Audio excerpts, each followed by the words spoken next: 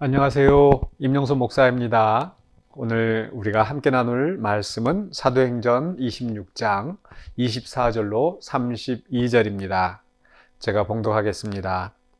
바울이 이같이 변명하매 베스도가 크게 소리내어 이르되 바울아 내가 미쳤도다. 내 많은 학문이 너를 미치게 한다 하니 바울이 이르되 베스도 가까여 내가 미친 것이 아니요 참되고 온전한 말을 하나이다.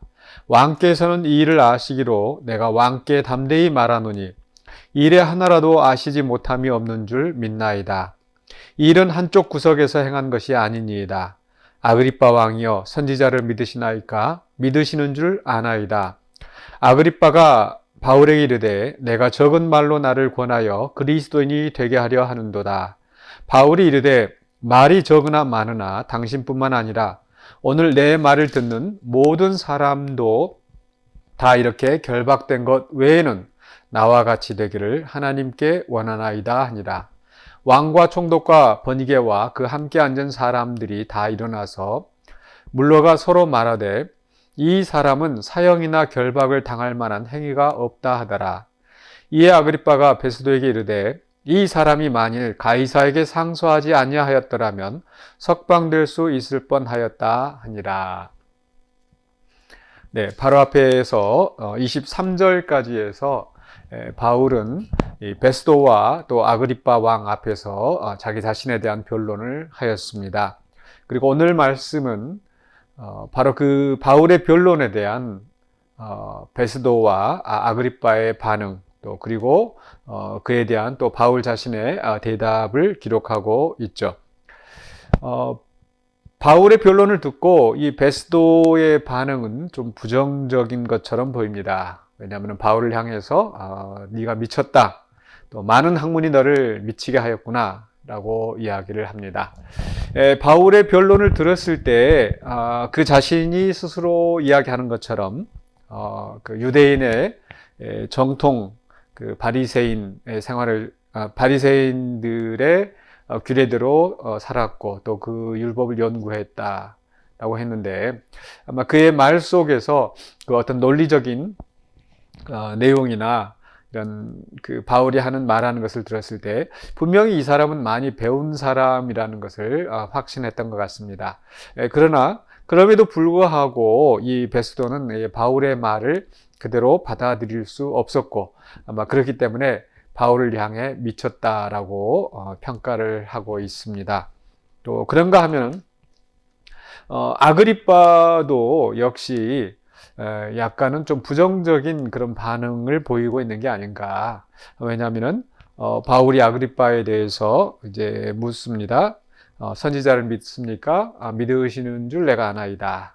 이 말은 바로 바울이 전혀 새로운 이야기를 하는 것이 아니라 모세 율법과 또 선지자가 증언한 것을 지금 이야기하고 있기 때문에 만약 당신이 선지자를 믿는다면은 또 내가 한 이 말도 믿을 수 있을 것입니다. 라고 이제 아그리빠에게 전도하는 그 상황인 거죠.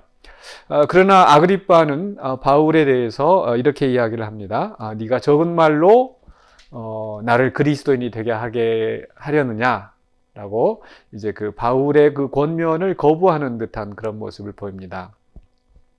그러나 뒷부분에 가서 마지막 결론 부분에 가서 보면은 이 베스도와 아그리빠가 둘 다 또 거기 앉은 사람들과 함께 이야기하기를 이 사람은 사형이나 결박을 당할 만한 행위가 없다. 또 석방할 수 있을 뻔하였다. 이렇게 이야기를 하죠. 분명히 그 유대인들이 고소하는 그런 죄목에는 없다라는 것을 알고 있습니다. 어떤 면에서 보면은 이것은 그래도 이 베스도나 아그리빠가 바울에 대해서 또 이렇게 부정적인 것만은 아니다. 이렇게 말할 수 있겠습니다. 그럼에도 불구하고 이들은 어떻게 보면 바울의 복음을 받아들이지도 않고 믿지도 않고 또 그런가 하면 바울이 전혀 이렇게 허무맹랑한 이야기를 한다거나 또 죄가 될 만한 그런 사람이 아니라는 것을 알고 있었다라는 거죠. 어떻게 보면 참 안타깝지 않습니까? 복음을 듣기는 들어도 깨닫지 못하고 또 복음 앞에 또 순순히 그 복음을 받아들이지 못하는 이런 모습들 얼마나 안타깝습니까? 그러니까 저는 이 말씀 속에서 그 요한계시록에서 이제 3장에서 그 라오디게아 교회에 대해서 하셨던 말씀이 떠올랐습니다. 차갑지도 않고 또 뜨겁지도 않고 미지근한 그 상태, 뭐 꼭 같다고 볼 수는 없겠지만은 그러니까 바울의 복음을 받아들이는 것도 아니고 또 바울을 부정하는 것도 아니고 하는 이런 상태가 참 그 안타깝다라는 거죠. 그런가 하면은 정반대로 바울은 그 확신에 찬 그런 그 고백을 하고 있죠. 베스도가 네가 미쳤다라고 할 때도 바울은 분명히 이야기하기를 내가 참되고 온전한 말을 하고 있습니다. 아마 베스도가 바울을 미쳤다고 평가하는 것은 아마 바울이 이 복음을 또 자신의 그 고백을 하면서 굉장히 열정적으로 하지 않았을까 생각이 됩니다. 그래서 그 열정적인 모습을 보면서 바울이 미쳤다 이렇게 말하고 있었을 것 같아요. 그런데 바울은 정말 그 겉으로 열정적으로 그 말을 하고 있지만은 적어도 그 말의 내용에 있어서는 참되고 온전한 말이다라고 분명한 확신을 가지고 지금 베스도를 설득하고 있습니다. 또 아그리빠 왕에 대해서도 네가 적은 말로 나를 그리스도인 되게 하려느냐라고 했었을 때 바울은 또한 그 확신을 가지고 내가 이렇게 결박된 것 이외에는 이 말을 듣는 모든 사람들이 다 나와 같이 되기를 원합니다. 나와 같이 바로 이 예수 그리스도를 믿고 구원을 얻기를 지금 강력하게 선포하고 있는 거죠. 그렇기 때문에 바로 이 총독이나 왕 앞에서도 결코 주눅들거나 굴복하지 않고 바울은 담대하게 지금 이 복음을 증거하고 있습니다. 그렇게 된 데는 바로 바울은 분명한 확신이 있었기 때문입니다.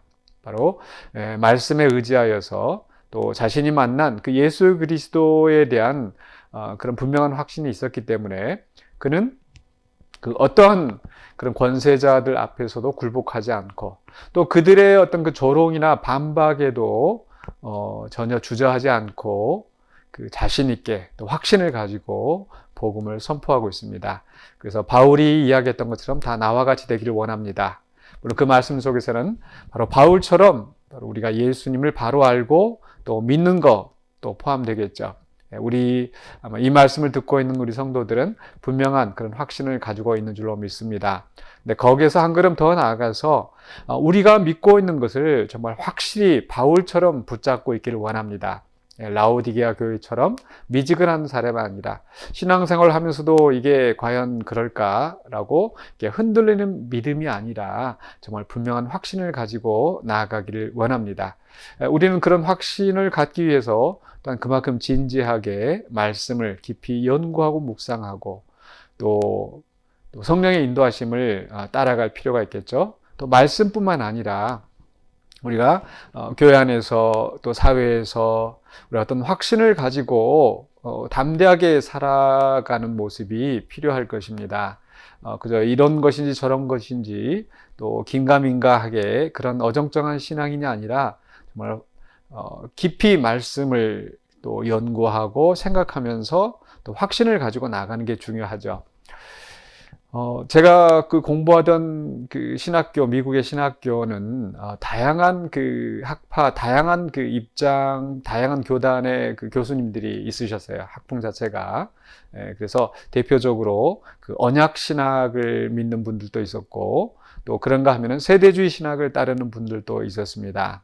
그런데 이 학생들에게 또 이 교수님들이 이런 이론을 가르치고 또 저 교수님은 저런 이론을 가르치니까 굉장히 혼동스럽지 않을까 이런 그 우려가 있을 수 있는데 한 번은 그 교수님들이 한 교실에 같이 오셔서 그 양쪽의 입장을 이야기하는 거예요.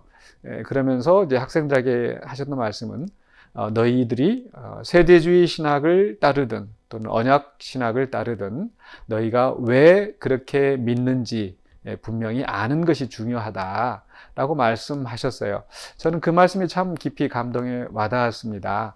내가 무엇을 믿는다고 하면서 따른다고 하면서 거기에 대해서 정확히 알지 못하고 확신이 없다면 그것은 그만큼 힘이 없을 것입니다. 물론 뭐 어느 신학계 어느 한쪽이 맞고 어느 한쪽이 틀리다 이걸 결정하기 어려울 수는 있습니다. 그러나 우리가 좀 더 깊이 있게 연구하고 좀 더 또 많은 생각을 한다면은 그 정답에 가까운 그런 확신을 갖게 되지 않겠습니까? 이 말씀을 드리는 이유는 우리가 살아가는 세상 속에서 우리가 여러 가지 그 가치관이나 또 여러 가지 다른 의견들이 충돌할 수가 있습니다. 그런 속에서 우리가 어중간하게 또 이것도 저것도 아닌 그런 입장이 있는 것이 아니라 정말 우리가 깊이 있게 들여다보고 또 옳고 그름을 분별하여서 또 그 안에서 하나님의 뜻이 무엇인지를 생각하면서 나아가야 되겠죠. 그렇지 않고 하나님의 뜻에 대해서 깊이 생각하지 않는다면은 또 하나님의 뜻을 실천할 수 있는 그런 열정이 나올 수가 없고요. 오늘 바울은 분명한 확신이 있었기 때문에 미쳤다라는 말을 들을 정도로 담대하게 복음을 증거하지 않았습니까? 그래서 우리는 정말 어떤 면에서 보면은 다른 사람들이 보기에 미쳤다 싶을 정도로 정말 진리를 위해서 열정을 다해가는 게 필요하죠. 물론 그렇다고 해서 진리가 아닌 것을 또 사실이 아닌 것을 믿으면서 거기에 집착하고 또 그것을 고집하는 것은 잘못되었죠. 이걸 우리는 확증 편향이라 자기가 믿고 싶은 거, 보고 싶은 것만 보고 그렇게 나가는 것은 잘못된 거죠. 그런 확증 편향에 빠지지 않기 위해서는 좀 더 객관적인 증거들이나 또 이런 자료들을 살펴보고 또 우리가 또 바른 신앙을 갖기 위해서 또 말씀을 또 깊이 들여다보고 하나님의 뜻을 찾기 위해서 분별하려고 노력하는 것, 이런 노력이 필요합니다. 그래서 우리가 하나님의 매일 삶 속에서 또 하나님의 선하시고 기뻐하시고 온전하신 뜻이 무엇인지를 분별하고 또 우리가 부딪히는 여러 가지 문제나 갈등의 상황 속에서도 분명한 하나님의 뜻과 또 진리를 또 분별하고 또 그 진리를 위해서 또 우리가 바울처럼 또 열정을 다하는 그런 삶을 살아가야 되겠습니다. 기도하겠습니다.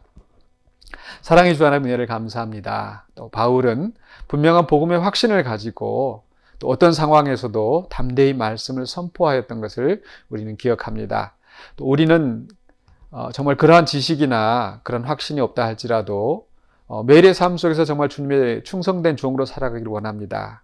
그렇기 때문에 또 우리가 항상 주님의 지혜를 구하고 또 말씀 속에서 주님의 뜻을 찾으면서 또 확신을 가지고 나아가기를 원합니다. 또한 바울과 같은 열정을 우리에게 허락하여 주시고 우리가 차갑거나 뜨겁지 아니하고 미지근한 상태의 신앙으로 머무르지 않고 확신을 가지고 하나님의 뜻을 분별하며 열심을 가지고 나아가는 우리 신앙인이 될 수 있도록 인도하여 주시옵소서. 예수 그리스도 이름으로 기도하옵나이다. 아멘.